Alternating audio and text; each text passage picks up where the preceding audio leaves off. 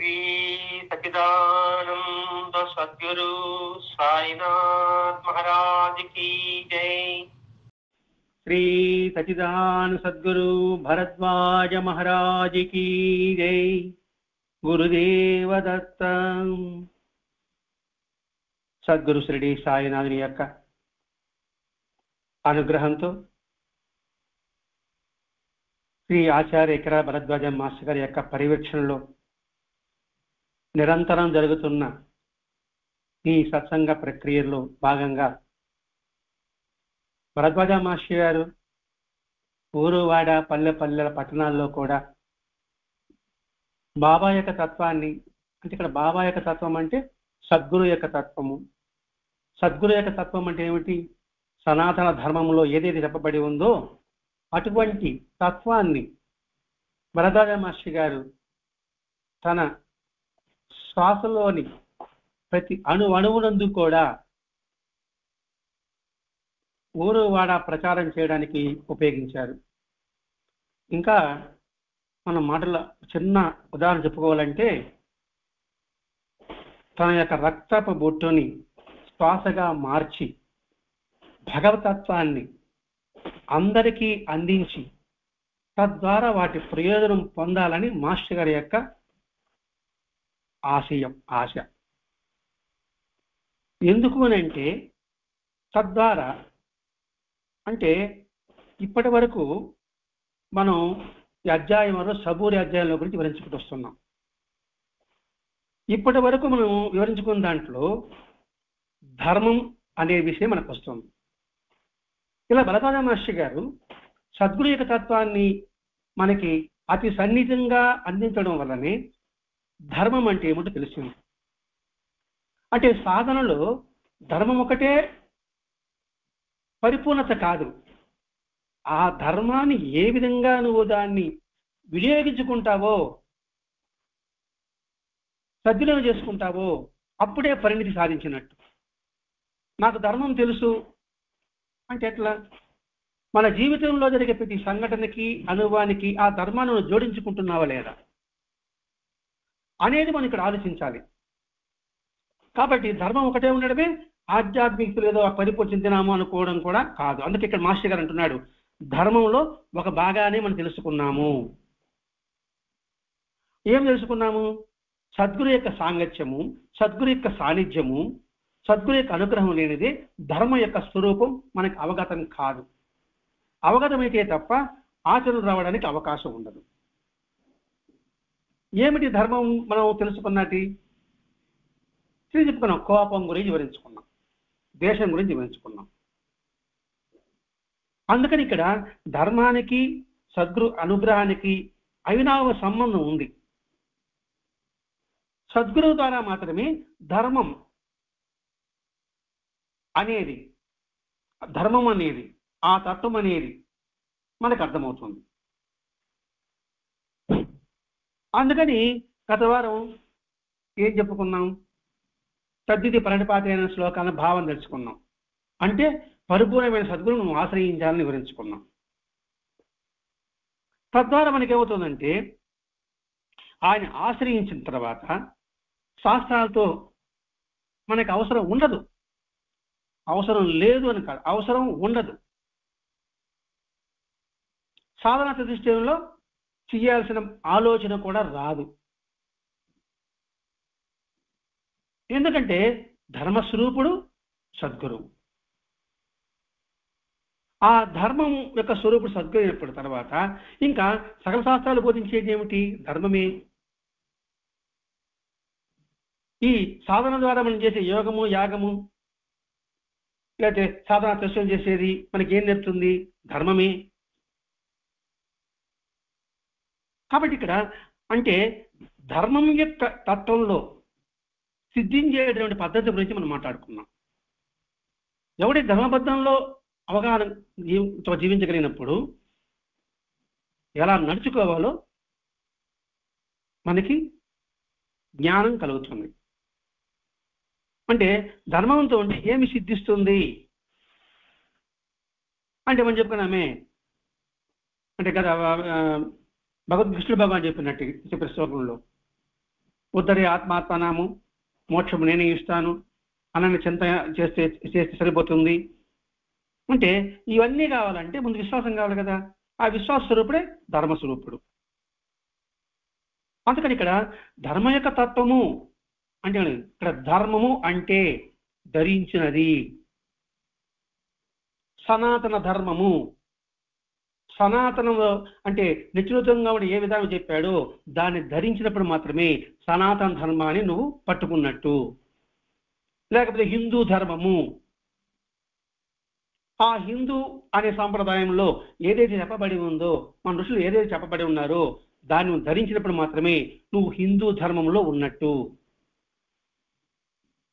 కాబట్టి ఇక్కడ ధర్మం అంటే ధరించినది అనేది మనం బాగా గుర్తుంచుకోవాలండి ఇక్కడ. అందుకని మాస్టర్ గారు గత 2-3 వారాలుగా ఈ అధ్యాయంలో మనకు ఏం నేర్పుతుంది? ధర్మం యొక్క విశిష్టత మనకు తెలుపుతుంది. తద్వారా మనకి దాని ద్వారా ఎటువంటి వస్తుంది? ధర్మ అర్థ కామ మోక్షాలు చెప్పాడు చూసారా, ధర్మం ద్వారానే అర్థ కామ మోక్షాలు పొందాలి అనే విషయం మనకు అర్థమవుతుంది. అంటే ఈ ధర్మం సకల మానవ జీవితం సిద్ధార్థం కావడానికి ఉపయోగపడుతుంది. కాబట్టి అది ఉపయోగపడడం ఒక భాగం, అంటే మొదటి మెట్టు. ధర్మం గురించి తెలుసుకోవడం, ధర్మం పట్ల అవగాహన కలిగి ఉండడం, ధర్మాన్ని గ్రహించడం, దాన్ని ఆచరణలోకి తీసుకురావడం, తద్వారా పొందే ఫలితాన్ని పొందడం, ఇది ఒకటో మెట్టు. ఇంకా తర్వాత ఉంది రెండో భాగం. ఏం చెప్తున్నాడు ఇక్కడ మాస్టర్ గారు? సద్గురు యొక్క స్తుతి. ఎందుకు సద్గురు స్తుతి చేయాలి? ధర్మ మార్గంలో వివరాన్ని అవగాహనని మనం పెంపొందించిన వాడు సద్గురువు. నేను నేర్చుకునే ధర్మం అని మనం ఎలా చెప్పగలం? మనకేం తెలుస్తుంది? వేద సారాంశం అంతా నాకు అర్థమవుతుంది, నేను చదివాను, గొప్ప పాండిత్యం చెప్తున్నాను. మరి దీనికన్నా కారణం ఎవరు? వేదవ్యాసుడు. కాబట్టి ఆది గురువుని స్మరించడం మన ధర్మం. ఇంకా వేదవ్యాసుడు మనకి సరిగా వివరం తెలియదు కాబట్టి ఆ వేదవ్యాసంలో ఉన్న లక్షణాలు ఏదైతే ఉందో అవన్నీ కూడా మన శ్రీశాలలో మనకి మాస్టర్గా దర్శింపజేశారు. కాబట్టి ఆ సద్గురువుని ధ్యానించడం, ఆయన స్తుతించడం మన కర్తవ్యం. అంటే నువ్వు ఏ పని ప్రారంభించినప్పటికీ కూడా ఆ సద్గురు స్థితితోనే మనం ప్రారంభించవలే.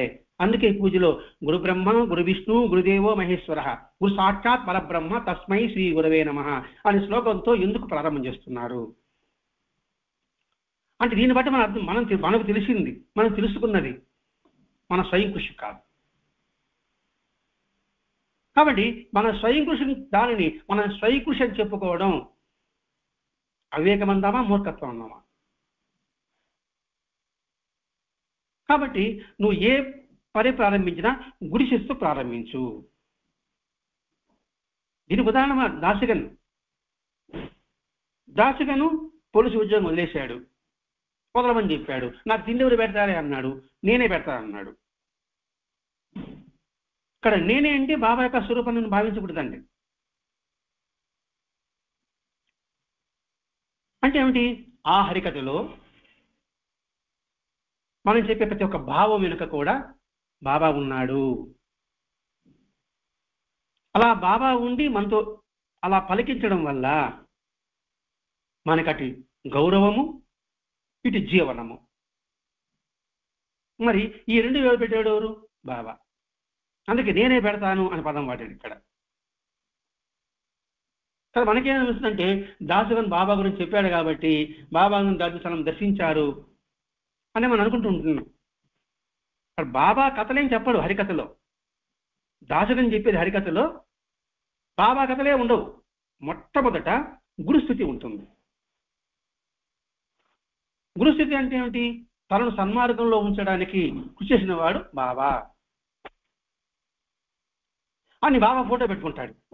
ఈయన వల్లయ్యా నేను ఈ స్థితికి వచ్చాను అని ఒక 2-3 నెలలు చెప్పేసి తర్వాత ఆయన చెప్పి హరికథలు ఏంటి? పాండురంగ విజయము, భాగవతము, రామాయణము ఇవి చెప్తుండేవాడు.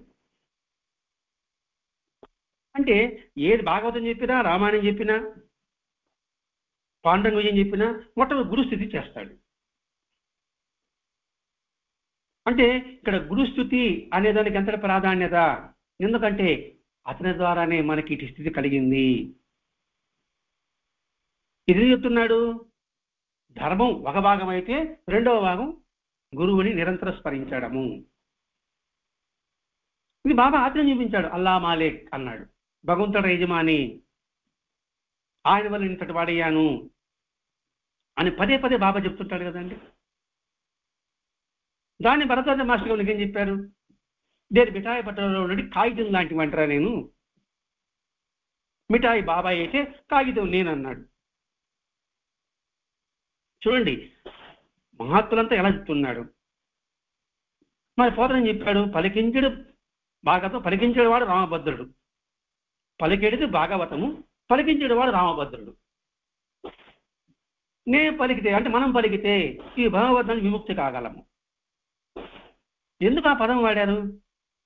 నిజంగా మన శరీర యొక్క శ్వాస మన ప్రమేయంతో ఉందా? ఒక్క చిన్న లాజిక్ అండి, పెద్దగా అవసరం లేదు మనకి ఇక్కడ.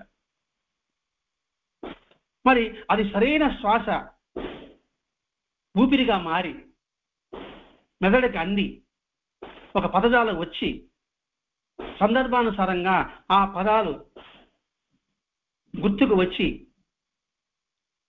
అక్కడ ఏ ఏ ఏ సంఘటన చెప్తున్నావో, ఎవరి గురించి చెప్తున్నావో అవన్నీ కూడా అందరికీ మనం హత్తుకునే విధంగా చెప్పగలుగుతున్నామంటే ఇందులో మన ప్రమేయం ఉందా? అందుకు గురుస్థితి. అందుకే మనం ప్రతి సంవత్సరం వివరించుకుంటున్నాం. నీకు మాస్టర్ గారు ఎలా తెలుసు? మాస్టర్ గారి గురించి పలాయని చెప్పాడా, పలాయని చెప్పాడా, పలాయని చెప్పాడని కాదు. మాస్టర్ గారి గ్రంథాల ద్వారానే నేను తెలుసుకున్నాం మాస్టర్ గారి యొక్క తత్వాన్ని. ఎందుకంటే ఆయన గ్రంథాలే నాకు స్వరూపం కాబట్టి. అందుకని ఇక్కడ గురుస్థితి గురించి వివరిస్తున్నాడు. ఇక్కడ ఇది ఎటువంటి శిష్టమైన పద్ధతి అన్నాడండి ఇక్కడ మాస్టర్ గారు. అంటే ముందు గురుస్థుతి, తర్వాత హరికథ. ఇక్కడ హరికథ అంటే హరి అంటే విష్ణువు అనే కాదండి. హరి అంటే అనంతుడు. రామాయణం అనంతుడు, భాగవతం అనంతం, భారతం అనంతము, ప్రతి ఒక్క భగవంతుడి యొక్క చిత్తము కూడా అనంతము. కాబట్టి శిష్టమైన పద్ధతిలో చేసేవాడు అన్నమాట. కానీ అక్కడ ఒక మర్మం ఉంటుందండి. ఆయన ఏ కథ చెప్పినప్పటికి కూడా అది సద్గురుని మరిచే విధంగా ఉండదు. అది భారతం చెప్తున్నాడా, లేదా భాగవతం చెప్తున్నాడా, పాండురంగం చెప్తున్నాడా, రామాయణం చెప్పచ్చు. ఆ సద్గురుని మరిచేట్టుగా చేయదు. ఎందుకంటే రాముడు ఏం చేశాడో అదే సద్గురు చేస్తున్నాడు. కృష్ణుడు ఏం చెప్పాడో అదే సద్గురు చెప్తున్నాడు. పాండురంగ విజయంలో ఆ పుండరీకుడతడు అనేక వ్యసనాలకు లోనై తర్వాత భగవంతుని ఆశ్రయించి విఠల దర్శనం చేసుకున్నాడు కదా, ఆ విషయమే బాబా చేతుల్లో లేదా? అంటే కొన్ని వ్యసనాలకు లోని బాబా దగ్గరికి వచ్చిన వాళ్ళు, వ్యసనం అంటే ఏదో జూతము తాగుడు అనే భావన కాదండి. భగవంతుని పట్ల అవగాహన లేకపోవడం కూడా ఒక దుర్వ్యసనమే. మరి అటువంటి వాడు వచ్చిన తర్వాత వాళ్ళు ఎటువంటి పరివర్తన చెందారు? దాన్ని బాలాబట్టే, మేగుడు అనేంటి ఈ రామాయణ భారత గ్రంథాలన్నీ కూడా సద్గురుని మరిపించే విధంగా ఉండదు, సద్గురుని గుర్తు చేసే విధంగా ఉంటుంది. ఉదాహరణకి భగవద్గీతలో శ్లోకాలు అర్థం చెప్తున్నామండి. ఆ భగవద్గీత శ్లోకాల అర్థమంతా కూడా బాబా తత్వం నిమ్మడిపడి ఉందా లేరా? మరి ఆ యొక్క బోధ మనకి అవగాహన కావాలన్నా, అర్థం కావాలన్నా సద్గురుకు అనుగ్రహం వల్ల మాత్రమే వీలవుతుంది. సద్గురు అనుగ్రహం వల్లనే అందులో ఏం చెప్పబడి ఉందో మనకి అర్థమవుతుంది. మాస్టర్ చెప్పలేండి, బాగా అర్థమవుతుంది. సద్గురు అనుగ్రహంతో ఉంటే అందులో ఏం చెప్పబడి ఉందో, ఎందులో రామాయణము, భారతము, భాగవతము, మహత్తుల గ్రంథాలు, పెరిగి పురాణము, ఆళ్వార్ల యొక్క చరిత్ర, సరే ఇవన్నీ పక్కన పెడదాం. లౌకికంగా మనం చూసే ప్రకృతి కూడా అందులో ఉన్న భావం సద్గురు వైపు మళ్ళీ విధంగా మనకి గుర్తు తెప్పిస్తున్నాడంటే ఆ సద్గురు అనుగ్రహం ఉంటేనే అలా వీలవుతుంది. ఇప్పుడు ఈరోజు దీపాలు వర్షిస్తున్నాము. దీపావళి మామూలుగానే దీపం యొక్క వరుస, ఆ దీపాలు చూస్తున్నాం అనుకోండి, దాని అర్థం ఏమనిపిస్తుంది? సద్గురు అనుగ్రహం ఉంటే ఓహో ప్రమిదమైన శరీరము, ఆ ఒత్తి అనేది జీవుడు, నూనె అనేది సంస్కారము, ఉత్తమైన సంస్కారం కలిగి ఉంటే, ఆ ఒత్తి ఉంటే గురువు యొక్క జ్ఞాన జ్యోతంలో వెలుగుతుంది. అది నిరంతరం వెలగాలంటే ఉత్తమైన సంస్కారం కలిగి ఉండాలి. అంటే ఉత్తమైన సంస్కారం అంటే నిస్వార్థము, నిష్కల్మషము, నిష్కపటము అనేది ఉండేది మనకి ఆ దీపాల జ్యోతి కనిపిస్తుంది అనుకున్నప్పుడు ఆ మనకి సద్గురు అనుగ్రహం ద్వారానే ఆ ఆలోచన వచ్చింది. అందుకే బాబా ఎందుకు దీపాలు వెలిగించేవాడు? మసీదులో దీపాల గురించి అవసరం ఏంటి? 2 దీపాలు చాలు, 3 దీపాలు చాలు. కారణం ఏంటి? ఎందుకు వెలిగిస్తున్నాడు? ఉత్తమైన సంస్కారం కలిగి మనం దారి దీపాలుగా మారాలి. దారి దీపం అంటే దారి తెలియలేకుండా అగమ్య గోచరంగా వెళుతున్న ఒక వ్యక్తికి, ఒక ప్రాణికి మనం దారి చూపించగలగాలి. అది బాబా మసీదులో దీపాలు వెలిగించడంలో అంతరార్థం. మరి ఈ అంతరార్థం మనకి ఇంతకుముందు తెలుసుంటారా? భరద్వాజ పుణ్యం వల్ల, భరద్వాజ మనకిచ్చిన సత్సంగం అనే విధానం వల్ల ఆ దీపం చూస్తే అలా అనిపించింది. అలాగే పొద్దుతిరుగుడు పువ్వు చూశాం. ఆ పొద్దుతిరుగుడు పువ్వు చూస్తానే ఆ పొద్దుతిరుగుడు ఎప్పుడు సూర్యుడి వైపే ఉంటుంది. సూర్యుడు ఎటు తిరిగితే అటు తిరుగుతుంది. సూర్యుడు లేకపోతే ముకుళించుకుంటుంది. మన మనసు నిరంతరము ఎప్పుడు కూడా ఆ జ్ఞానం కోసం తప్పించుండాలి. ఆ జ్ఞానం కనుమరుగైపోతే మన మనసు ముకుళించుకోవాలి. ఎందుకంటే అజ్ఞానం లోపల ప్రవేశించకూడదు కదా. మళ్ళా తిరిగి ఆ సూర్యుడు వస్తానే ఆ జ్ఞానం పట్టుకోవాలని ఆ పొద్దుడు అలా వికసిస్తుంది. మరి ఇదంతా ఏమిటి? ఈ ఆలోచన మనకు రావడానికి కారణం ఏమిటి? సద్గురు యొక్క అనుగ్రహంగా లేకపోతే. అందుకే మనం చెప్పుకున్నాం, భగవంతుడు, గురువు, ఆత్మతత్వం ఈ 3 తనలో మేళవించుకుని ఎవడైతే అనుభవం ఇస్తాడో వాడు మాత్రమే సద్గురువు అని. ఇది ఇంత ఎందుకు చెప్పుకుంటున్నాం? మనం ఏది మాట్లాడినా, ఏది చూసినా, ఏది విన్నా సద్గురువుని మరిచిపోయే విధంగా ఉండకూడదు. సద్గురుకి అనుసంధానం చేసుకుంటూ ఉండాలి. ఇదే సాధన. ధర్మం తెలిసింది. ధర్మం అంటే ఒక కర్ర అనుకుందాం. కుక్క లోపల ప్రవేశించింది. ఆ ధర్మం మన ఇంట్లో ఉంది కదా, కుక్క మన ఇంట్లో రాదులే అని కూర్చుంటామా? కూర్చుంటే అవివేకం అవుతుంది. ఆ ధర్మాన్ని ఉపయోగించు. అందుకే ధర్మం ఒక భాగమే అని చెప్పాడండి మాస్టర్ గారు ఇక్కడ. ఆ ధర్మం రెండవ భాగం ఏమిటి? గురువు నిరంతరం స్మరించడము. అందుకు సాయినాథుడు అగ్ని, గురు యొక్క స్వరూపము అని నిరంతరం ఆ అగ్నికి చూస్తూ ఉన్నాడు. భరద్వాజ మాస్టర్ గారు ఎప్పుడు మాట్లాడిన గురుస్థుతే ఉంటుంది. నా బాబా ఎంతటి గొప్పవాడో అనే పదాలే ఉంటుంది మాస్టర్ గారు ఇక్కడ. అందుకని మాస్టర్ గారు మనకు ఒక విధానం చెప్పాడు. అవతలి వాళ్ళు హృదయంలో పక్వం చేసుకునే పదార్థాన్ని మనము, మన హృదయంలో పక్వం చేసుకునే పదార్థాన్ని వాళ్ళు ఇలా గ్రహించుకుని పరస్పరం చెప్పుకుంటూ ఉంటే, సంతోషపెట్టుకుంటూ ఉంటే మనసు ఎప్పుడూ కూడా సద్భావనల యందు, సద్గోష్ఠుల యందు లగ్నం అవడానికి ప్రయత్నం చేసుకోవాలి. అంటే ఏమిటి? ఇచ్చిపుచ్చుకోవడం. ఇందమ్మ వాయనం, పుచ్చుకున్న వాయనం. ఈ ఇంట్లో కూడా ఆ ఇంట్లోకి, ఆ ఇంట్లో కూడా ఈ ఇంట్లోకి అనాదికి వచ్చే ఈ విధానం వస్తూనే ఉంది. ఇక్కడ మాస్టర్ చెప్పాడు, హృదయంలో పక్వం చేసుకున్న పదార్థం. ఏం పక్వం చేసే పదార్థం ఏమిటి? ధర్మం, సత్యం. నా హృదయంలో ధర్మం పట్ల ఒక భావన, సత్యం పట్ల ఒక భావన. ఆ సత్యం, ధర్మం వల్ల నేను పొందిన అనుభూతి ఇతరులకు అందివ్వడం. వాళ్ళు పొందిన అనుభూతిని, అనుగ్రహాన్ని వాళ్ళు తిరిగి అందివ్వడం. ఇలా ఉంటే ఎలా ఉంటుందండి? సంతోషంగా ఉంటుంది. అప్పుడు మనిషి ఎప్పుడు కూడా సద్భావనలు ఎందే ఉంటుంది. సద్గోష్ఠులు ఎందు లగ్నం ప్రయత్నం చేసుకోవాలి. ఉద్ధరే ఆత్మాత్మానం. ఈ ప్రయత్నం చేసుకోవాలనే మాటలో భగవద్గీత చెప్పింది ఇక్కడ మాస్టర్ గారు వివరిస్తున్నాడా లేదా? అంటే ప్రయత్నపూర్వకంగా చేస్తే అది నీకు వీలవుతుంది, లేకపోతే వీలు కాదు. ఇక చూడండి, సాకి ఎంతటి విలువ ఉంది, ఆ అక్షరానికి విలువ ఉంది. అందుకని సాయి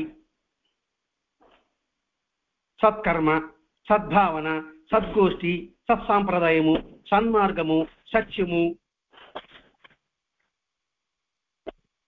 సంప్రీప్తి, ఒకటా రెండా ఎన్నైనా ఇస్తుంది. అంటే సాకి ఎంతటి శక్తి ఉంది అనేది ఇక్కడ మనం గ్రహించాలండి. ఇక్కడ ఇప్పుడు సత్సంగం కూడా అందులోంచి వచ్చిందే కదండి. అంటే సత్సంగం ముఖ్య ఉద్దేశం కూడా ఇదే. ఎందుకు మాస్టర్ గారు సత్సంగం పెట్టుకోవడం ఒక ముఖ్య ఉద్దేశం ఏమిటి అని అంటే, మన సద్భావం పెంపొందడానికి, సద్గోష్ఠి చేసుకోవడానికి, సత్కర్మలు ఆచరించడానికి, సత్సాంప్రదాయాన్ని లో మనం ప్రయాణం సాగించడానికి, సత్యమే మాట్లాడడానికి,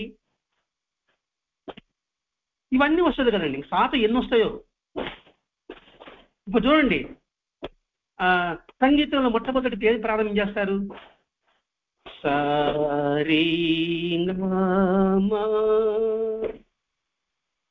పైకి వెళ్ళింది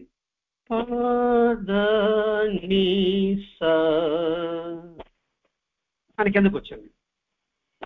చూడండి, దాంట్లో కూడా అర్థం ఉంటుందండి. ఇది చెప్పను, సాయి అనుగ్రహంలో మాత్రమే అందులో ఏం చెప్పబడి ఉందో బాగా అర్థమవుతుంది. మనం మాస్టర్ గారికి వివరణ ఇచ్చున్నాడు. ఎందుకంటే ఇక సా గురించి మనం నేర్చుకుంటున్నాం.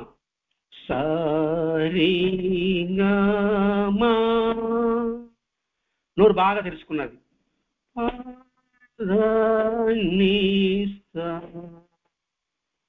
నోరు చిన్నగా మోసుకుంటున్నాం.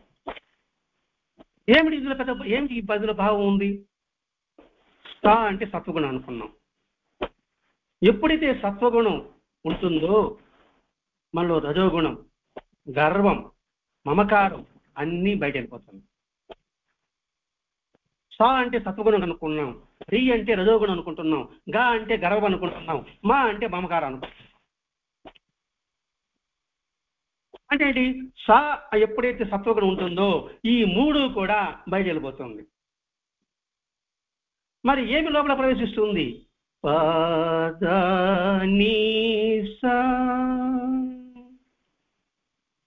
పరోపకారం, దయ, నిగర్వం, ఈ మూడు వస్తానే ఆ మూడికి పక్కన కూడా సాత్విక తత్వం ఉంది. ఎంతటి వివరణ మనకి భరద్వాజ మాస్టర్కి అందిస్తున్నారండి. అసలు ఇది అందులో భావనకి ఇస్తే ఒళ్ళు పులకరిస్తుందండి, కళ్ళనీళ్ళ పరిమితం వస్తుంది.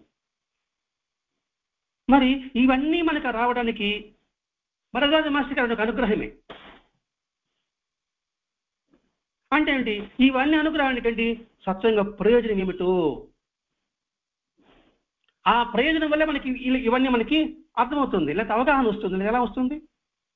అందుకని ఒకరి భావాలు ఒకరు చెప్పుకుంటూ, పంచుకుంటూ, పెంచుకుంటూ, మనసుని ఆనందింపజేసుకుంటూ జీవించండి అని చెప్పడమే మాస్టర్ గారి యొక్క ఉద్దేశం.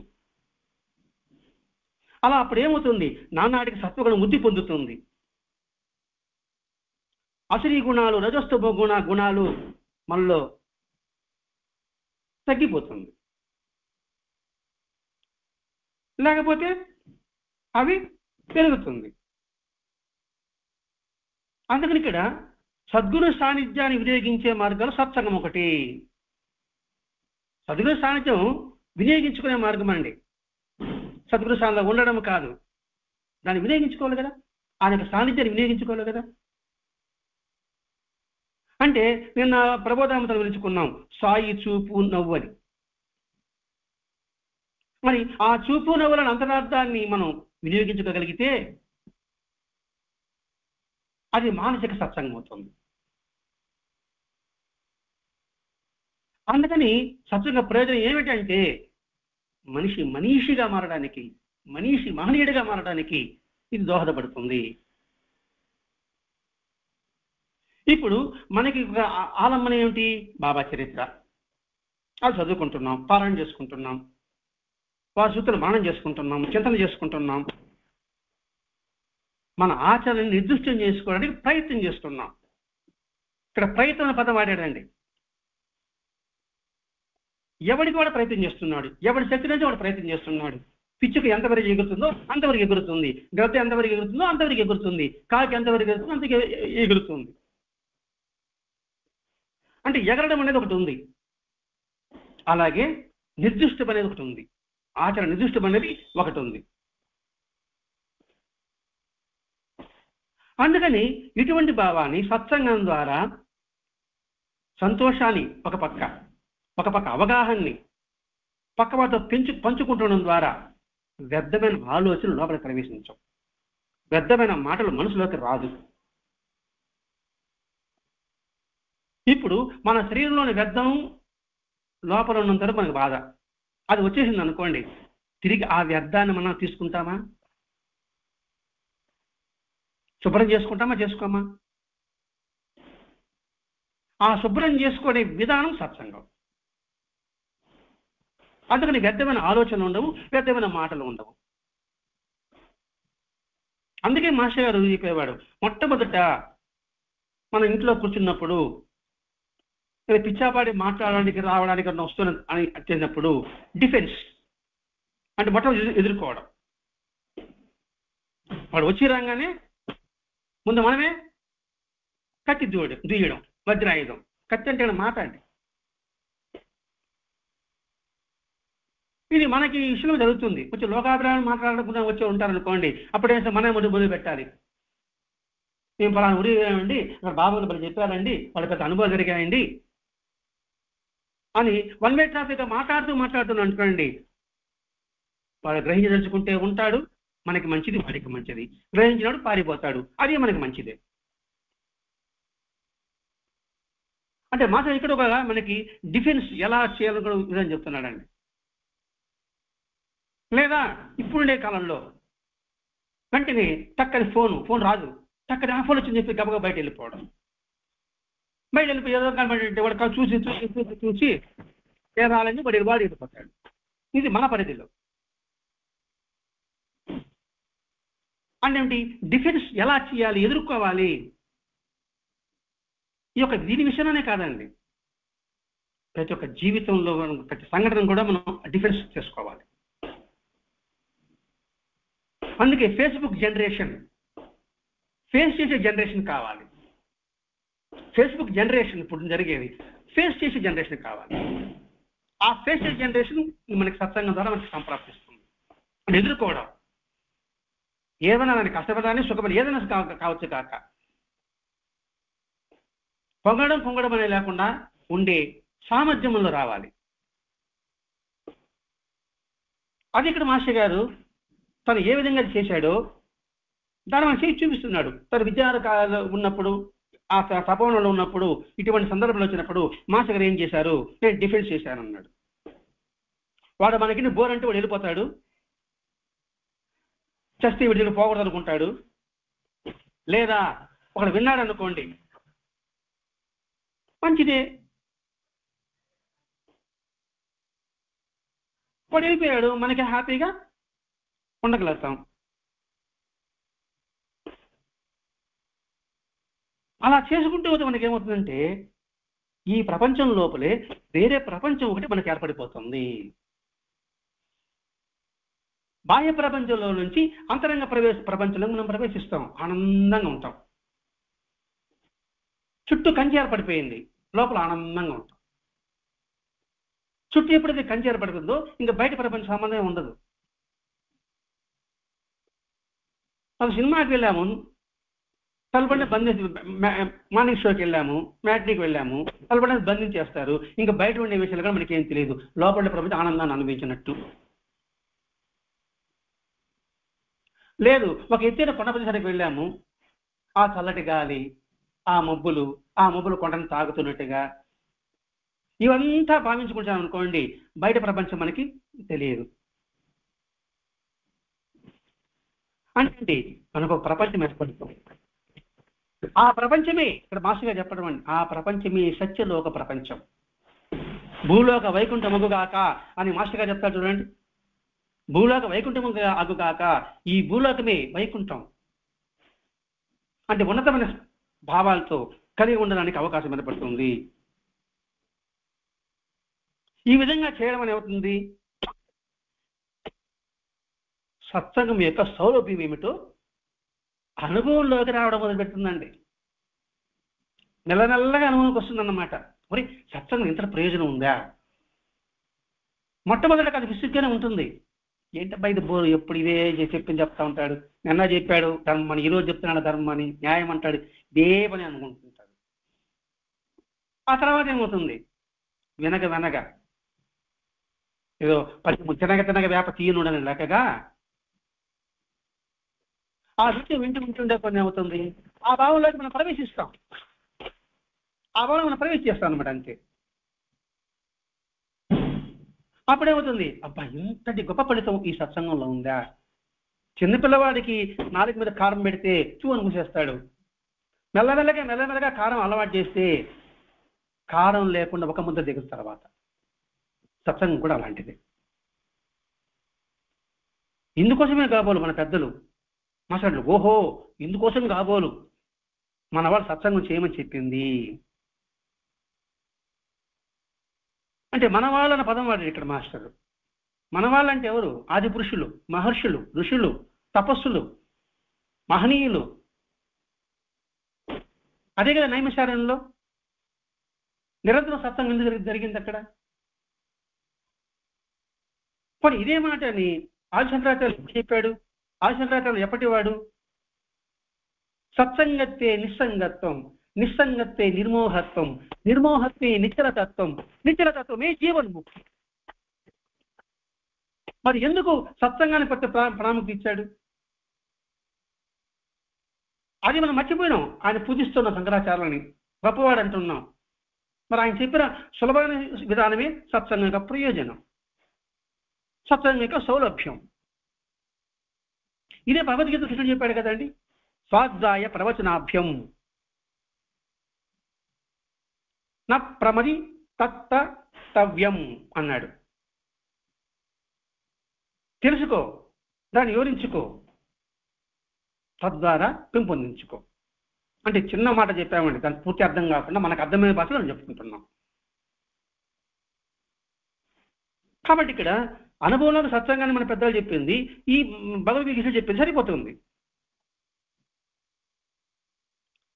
ఎందుకంటే బాబా యొక్క ఆచరణలో కావచ్చు, సూక్తుల్లో కావచ్చు, బోధనలో కావచ్చు, అన్నింటిలో కూడా వాటి యొక్క సారాంశము వ్యాఖ్యానంగా ఇవ్వబడింది. ఏది? స్వాధ్యాయం. అందుకని బాబా చూడండి సాయంకాలం మట్టికి సత్కాల జపం చేసి ఇచ్చేవాడు. భావార్థ రామాయణము, రామబీజము, పంచదశి, ఏకనాథ భాగవతము ఈ గ్రంథాన్ని పారాయణ చేయించేవాడు. అంటే ఏమిటి? అధ్యయనం చేయాలి, దాన్ని మననం చేయాలి, ప్రవచనం చేయాలి అని కృష్ణ భగవానుడు ఏం చెప్పాడో అది బాబా ఆచరణ చేశాడు ఇక్కడ. అందుకే ఒక అంటాడు, బోధయంతం పరస్పరం అన్నాడండి. బోధయంతం పరస్పరం అంటే ఏంటి? మనం పొందిన బోధన పరస్పరం పంచుకోవడమే, మాట్లాడుకోవలసిందే. ఈ పదానికి అర్థం మనకు తెలియదు కాబట్టి మాస్టర్ గారు చెప్పాడు సద్గోష్ఠి. చూడండి ఎంత అతి సన్నిహితంగా మనల్ని భగవంతుడి సన్ని తీసుకురావడానికి భరద్వాజ మాస్టర్ గారు ఎంతగా ప్రయత్నం చేశాడు, ఎంతగా తీవ్రంగా కృషి చేశాడు అనేది మనం మర్చిపోకూడదండి. అని ఇంకో మాట అంటారండి, తుష్యంతి చ రమంతి చ అన్నాడండి. తుష్యంతి చ రమంతి చ ఇవన్నీ మహాత్ముల పెద్దలు భగవద్గీత కృష్ణ భగవాన్ చెప్పిన వాక్యాలో ఉండొచ్చు. అంటే ఏంటి? తుష్యంతి చ అంటే ఏంటి? ఆయన యొక్క లీలను, ఆయన యొక్క మహిమలను, ఆయన యొక్క అనుగ్రహాన్ని, రమంతి చ సంతోషాన్ని పంచుకోవాల్సిందే, రమించు. అందుకే స్పృశులు అంటారండి. ఆయన మహిమను, లీలను, బోధలని తలుచుకుని కొంది మనసు పులకరిస్తుంది, రమింపజేస్తుంది, ఆనందానికి మూలమవుతుంది. ఎప్పుడైతే నిరంతరం ఆనందం ఉంటుందో ఇంకా దుఃఖం లోపలికి ప్రవేశించదు. అలా చేయడం వల్ల మనం చెడు ఆలోచనలు రాకుండా ఉండడానికి అది దోహదపడుతుంది. ఇప్పుడు ఇది చెడు అయితే రాదో సత్వగుణాన్ని పెంపొందుతుంది. అంటే ఇది ఒక్క సారాంశం అన్నీ కూడా ఎలా ఉంటుందని చూడండి. అదే ముస్లింలో ఒక మహాత్మురాలు గురువు దగ్గరికి వెళ్ళిన తర్వాత నీ హృదయం అంతా కూడా కారుణ్యంతో లేదా దయతో ప్రేమతో నింపుకో అన్నాడు. నింపుకున్నానన్నారు. ఇప్పుడు నిర్దయాన్ని వస్తుంది, హింసను వస్తుంది, దానికి చోటు ఇవ్వు అన్నాడు. అందులో నా దగ్గర ఖాళీ లేదని చెప్పింది. అంటే ఏమిటి? హింస చేసేవాడు వస్తే వాడు అహింసతో చేస్తుంటుంది, ద్వేషం వచ్చేవాడు వస్తే ప్రేమను కురిపిస్తుంది. ఎందుకంటే ఆ ప్రేమ ఈ శరీరంలో నింపబడి ఉంది. వాడు పగవాడు వచ్చినా వాడి పట్ల ప్రేమ భావం పెంపుతుంది. ఎందుకంటే ఆ లోపల ప్రేమ భావం ఉంది, పగలేదే. ఇది చెప్పడం మాస్టర్ గారి యొక్క ఉద్దేశం అండి. అంటే ఇక్కడ మాస్టర్ గారు చెప్పిన ఉద్దేశం అంటే మాస్టర్ గారు కొత్తగా ఏం చెప్పలేదు, బాబా చెప్పింది. బాబా ఏం చెప్పి కొత్తదేం కాదండి, భగవద్గీత చెప్పింది. భగవద్గీత కొత్తదేం కాదండి, వేదం చెప్పింది. అందుకోసమే మన పెద్దలు సత్సంగాన్ని ఏర్పాటు చేసుకోమని చెప్పారు. అది కాలాంతరంలో మర్చిపోతే బలగోద మాస్టర్ గారు విద్యానగర్ నుంచి ప్రారంభం చేశారు. 1969 నుంచి ప్రారంభం చేశారు. ఎంత అదృష్టం! ఆయన ఎక్కడైతే కాలు ఒప్పి సత్సంగం ప్రారంభం చేశారో అటువంటి జిల్లాలో మనం ఉన్నాం. ఆయన నడియాడిన తిరిగిన ప్రదేశంలో మనం నడిచినాం. ఆయన ఊపిరి తీసుకున్న ఆ తపోవనం ఏముంది? ఆయన తీసి నెల్లూరు కావచ్చు, కావలి కావచ్చు, సూళ్ళూరుపేట కావచ్చు, వెంకటగిరి కావచ్చు, మనకు మన పరిధిలో ఈ ప్రాంతాలను మనం తిరుగుతున్నాం. ఆ ప్రాంతం నడియాడిన అక్కడున్న ప్రతి ఇసుక రేణువు కూడా ఆయన పాదంతో పునీతమైంది. అదేంటి మనకి గుర్తుపెట్టుకోవాలి. అదే రేపు జిల్లెలమూడిలో 26వ అఖిల సాయమాత పక్షాన జరుగుతుంది. అక్కడ ఆ జిల్లెలమూడి ఆశ్రమంలో సాక్షాత్తు మాతృశ్రీ అనసూయాదేవి నడియాడిన ప్రదేశం అది. అణువణువునందు కూడా ఆమె పాదస్పర్శ ఉంటుంది. అక్కడ నుండి ప్రతి గాలిలో కూడా ఆమె యొక్క వాక్కు నిరంతరం ప్రసరింపజేస్తుంటుంది. ఆ ప్రదేశంలో భరద్వాజ మాస్టర్ గారు దాదాపు సుమారు 2-3 సంవత్సరాలు నడియాడాడు. మాస్టర్ గారు ధర్మపత్ని అన్న అలివేలు మంగతాయారు అమ్మ కూడా అక్కడే నివాసం చేశారు. మనకు తెలిసి వీళ్ళిద్దరు ఇంకా అనేక మంది మహాత్ములు వచ్చిన ప్రదేశం అది. అక్కడ మనం పంచుకోబోతున్నాం స్వాధ్యాయ ప్రవచనాభ్యం. అదే సమ్మేళనం యొక్క ముఖ్య ఉద్దేశమే అదేనండి. కాబట్టి ఈ విధంగా ప్రవచనాలు అనివార్యంగా తీసుకోవాల్సిన అంశాలు కనుక బాబా చేత పారాయణ చేసుకోవడంలో పాటు సోదర బృందంతో కలిసి సత్సంగాలు చేసుకోవడం ప్రారంభించాము అన్నాడండి మాస్టర్ గారు. ప్రారంభించాను అనలేదండి. విద్యానగర్లో ఈ విధంగా తను తెలుసుకుంది 10 మంది చెబుతూ అనివార్యంగా తీసుకునే అంశాలు కనుక దానికి బాబా చేత పారాయణ చేసుకుంటూ సోదర బృందం అన్నాడండి. నా స్టూడెంట్స్, నా విద్యార్థులు, నా శిష్యులు చెప్పలే, సోదర బృందము. ఆ పద్ధతిని ఎలా సోదర బృందము, బాబా ఏమైతే బావు అనిపించాడే అది. ఆ తత్వానికి నిందించుకోవాలి మనమంతా కూడా. మనమందరం ఒక కుటుంబం వాళ్ళం, వసుదైక కుటుంబం అనే భావాన్ని నింపడమే మాస్టర్ గారి యొక్క ఉద్దేశం అండి. ఇక్కడ ఆ సోదర బృందం కలిసి సత్సంగాలు చేసుకుని ప్రారంభించాము. దీని మన ఫలితం మనం ఎంతవరకు చేస్తే అంతవరకే దక్కుతుంది. నువ్వు ఆ ఫలితాన్ని చిన్న పిడత తీసుకుంటావా, ఒక గ్లాస్ తీసుకుంటావా, ఒక చెంబు తీసుకుంటావా, ఒక బిందు తీసుకుంటావా? ఈ బాహ్యమైనది కాకుండా నీ హృదయాన్ని తీసుకుంటావా, హృదయంలో నింపుకుంటావా? కాబట్టి దాన్ని బట్టి అంతవరకే జరుగుతుంది. కాబట్టి ఇక్కడ మనకేం చెప్తున్నారు మాస్టర్ గారు? బాబా చేతులని బాగా మనం చేసుకుందాం, జాగ్రత్తగా మనం చేసుకుందాం, బోధలను జాగ్రత్తగా మనం చేసుకుందాం. మనం చేసుకున్నప్పుడు మళ్ళీ నిష్ఠాసబోర్యలు ఎంత మేరకు ఉందో గమనించుకుంటూ ఉంటాం. అలా గమనించుకుంటూ ఉంటేనే సకల ధర్మశాస్త్రాలని పాటించిన వాళ్ళు అవుతాము.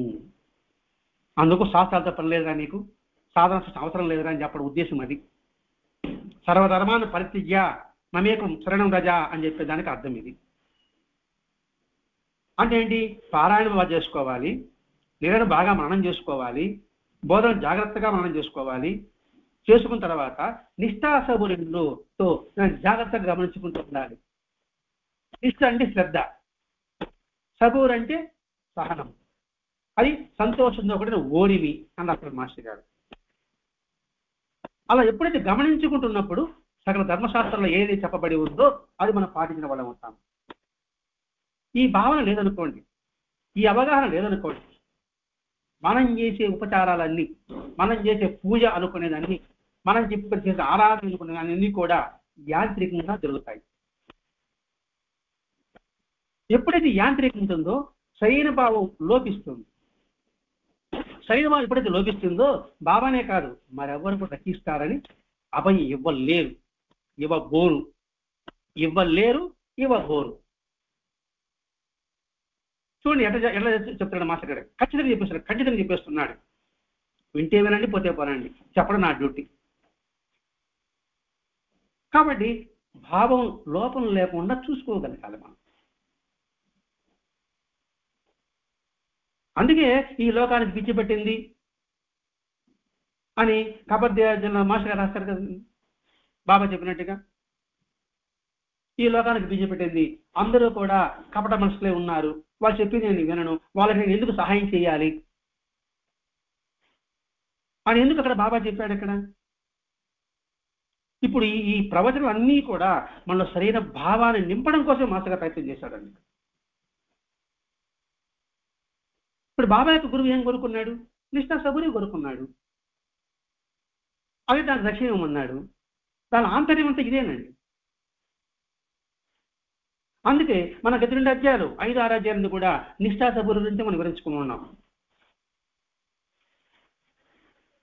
అంటే నిర్దిష్టంగా దీని ద్వారా మన లక్ష్యం ఏమిటో మన మనసుకి అవగాహన అయిన తర్వాత మాత్రమే ఆ లక్ష్యం కోసం మాత్రం జీవించడము, దానికోసం ప్రయత్నించడము, దాని యందు శ్రద్ధ, లక్ష్యము నిశ్చలంగా నిలబడడం అనేది కలిగి ఉంటుంది. దానిని నిష్ఠ అన్నాడు. మళ్ళా వివరించుకుంటున్నామండి. నిర్దిష్టంగా లక్ష్యం ఏమిటో మన మనసుకు అవగాహన అయిన తర్వాతనే, ఏదైనా అంతే కదండి.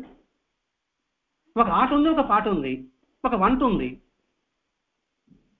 ఈ వంట ద్వారా లేదా ఈ పాట ద్వారా, ఈ ఆట ద్వారా ఇంత సత్ఫలితం ఉంటుంది అని ఎప్పుడైతే మనసుకు పట్టుందో అప్పుడు దానికోసం ప్రయత్నం చేస్తాడు, దానికోసమే జీవిస్తాడు, దానికోసమే తప్పిస్తాడు, దానికోసమే కళ్ళగంటాడు. ఆ దానికోసమే శ్రద్ధ అన్నాడు.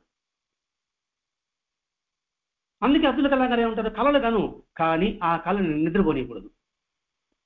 అంతవరకు తీవ్రంగా నువ్వు దాని పట్ల శ్రద్ధ కలిగి ఉండు ఆయన చెప్పాడు కదండి.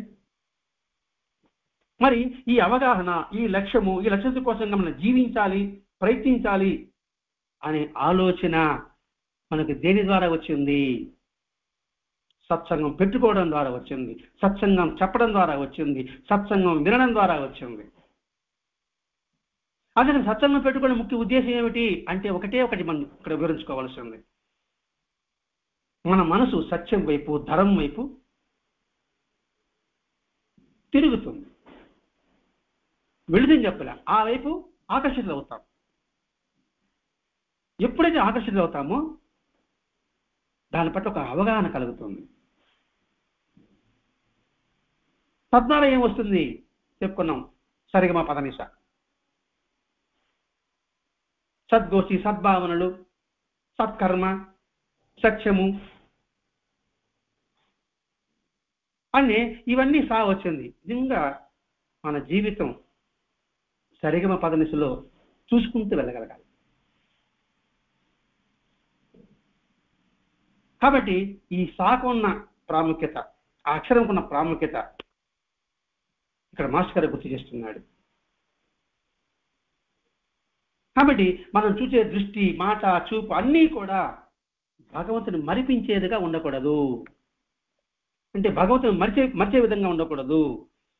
అందుకే కదండి మాస్టర్ ఉదయ ప్రార్థన ఇచ్చాడు మనకి. ఓ పరమ పురుష, విశ్వవ్యాపక, స్మృతిమాత ప్రసన్న, జ్ఞానజ్యోతి, ఆత్మ జ్ఞాన ప్రదాయక, ధ్యానేక స్వరూప, నా ఆత్మస్వరూప, నా స్వల్ప జీవిత కాలంలో మరొక రోజు గడిచిపోయింది, ఇక తిరిగి రాని సమయం ఇది. నీ స్మరణ చాలక జరుగకని నిత్య కృత్యాలలో, వ్యర్థ ప్రలాపాలలో, లౌకిక క్రియాకలాపాలలో, నిద్రలో గడిచిపోయింది. ఈ దినమైనను నాలో మీ సర్వ వ్యాపకత్వ, సర్వశక్తిమత్వ, సాక్షిత్వ స్ఫురణ మేల్కొని బ్రహ్మనిష కుదురుగాక. ఎంతటి అర్థం ఉందండి అది. మనం గాయత్రి మంత్రాలు చెప్తూ ఉంటాం అండి. లాస్ట్లో చెప్తాండి ప్రచోదయాత్ అంటాం. అంటే ఏంటి? మాకు మంచి బుద్ధులు కలుగు కాక అని. ఆ శ్లోకాలు మనకు మాసగా చెప్పకుండా ఉదయవాదం చెప్పేశాడు. నా జీవితం వ్యర్థమైపోతుంది, కనీసం ఈ రోజుమైనా అని ప్రతిరోజు అనుకుంటున్నాం అనుకోండి. కనీసం జీవించిన కాలంలో ఒక్కరోజైనా సరే, మనం ఎన్ని సంవత్సరాలు జీవిస్తాము, ఆ ఒక్కరోజైనా కూడా మనకు మనసు నిలబడదా? మరి ఆ మనసు నిలబడడానికి ఇక్కడ మార్గం ఒకటే, సద్గురు స్థానం వినియోగించుకునే మార్గం సత్సంగం తప్ప ఇంకొకటి లేదు. కాబట్టి ఈ రోజు మనకు మాస్టర్ గారు చెప్తున్నానంటే సత్సంగం పెట్టక ముఖ్య ఉద్దేశం ఏమిటి అది గుర్తించు, అవగాహన చేసుకో, ఆ తర్వాత లక్ష్యం ఏర్పరచుకో, దానికోసంగా ప్రయత్నించు. ఆ ప్రయత్నం ఎలా ఉండాలి? నిరంతరం ఉండాలి. అలా నిరంతరం ఉన్నప్పుడు నీకు సత్వగుణం సంప్రాప్తిస్తుంది. అప్పుడేమవుతుంది? రజోగుణం, గర్వం, మమకారం బయట వెళ్ళిపోతుంది. పరోపకారం, దయ, నిగ్రహం, దాంతోపాటు ఆ సత్వగుణం మనం పోనీయకుండా అది పెట్టేస్తుంది. అది సరిగమ పదనిశలోని అంతరార్థం కూడా మనం భావించుకోవచ్చు. కాబట్టి సత్సంగ ప్రయోజనం ఈరోజు మాస్టర్ గారు స్పష్టంగా మనకి తెలియజేశారు. మన శ్వాస ఉన్నంత వరకు, చివరి క్షణం వరకు కూడా మన ప్రాణం సత్సంగం కావాలి. స్వాధ్యాయ ప్రవచనాభ్యం తెలుసుకో, తెలియచేయి, పంచుకో, ఆనందించు, అనుభూతి పొందు అనే విషయాన్ని ఈరోజు మాస్టర్ గారు ప్రవచనంలో ఉన్న ఆ సబూరి అధ్యాయంలో నుంచి మనకి చివరిగా అందించిన గొప్ప సందేశం. ఈరోజు దీపావళి పండుగలో చీకటిని పారదోలి వెలుగుని ఏ విధంగా అయితే ప్రసరింపజేస్తుందో, అలాగే మన మనసు అజ్ఞానాన్ని తొలగించి జ్ఞానాన్ని నింపిన గొప్ప సత్సంగ విధానం మనకి ఈరోజు తెలియజేశాడు. ఆ భావాన్ని గ్రహించుకుంటే అదే నిజమైన దీపావళి. ఆ దీపం ఆరిపోకుండా నిరంతరము బాబా ఈ విధంగా మధ్యలో నూనె పోస్తూనే ఉన్నాడో, ఇలా ఉత్తమ సంస్కారాన్ని ప్రతి రోజు కాదు, ప్రతి గంట కాదు, ప్రతి క్షణము కూడా అందులో మనం నింపుకుంటూ ఉన్నప్పుడు మాత్రమే ఆ దీపం ఆరిపోకుండా ఎలాగుంటుందో మనలో సత్వగుణం కూడా అలాగే ప్రజ్వరులుతుంది. ఆ ప్రజ్వల నుండి సరైన మార్గాన్ని మనకి మాస్టర్ గారు అందించడానికి కృతజ్ఞతాపూర్వకంగా ఆయన చెప్పిన విధానంతో మనం అందరం ప్రయాణం సాగించి నిజమైన దీపావళి పండుగ జరుపుకుందాం. స్వస్తి. శ్రీ సచిదానంద సద్గురు సాయినాథ్ మహారాజ్ కీ జై. సద్గురు భరద్వాజ్ మహారాజ్ కీ జై. గురుదేవ దత్త.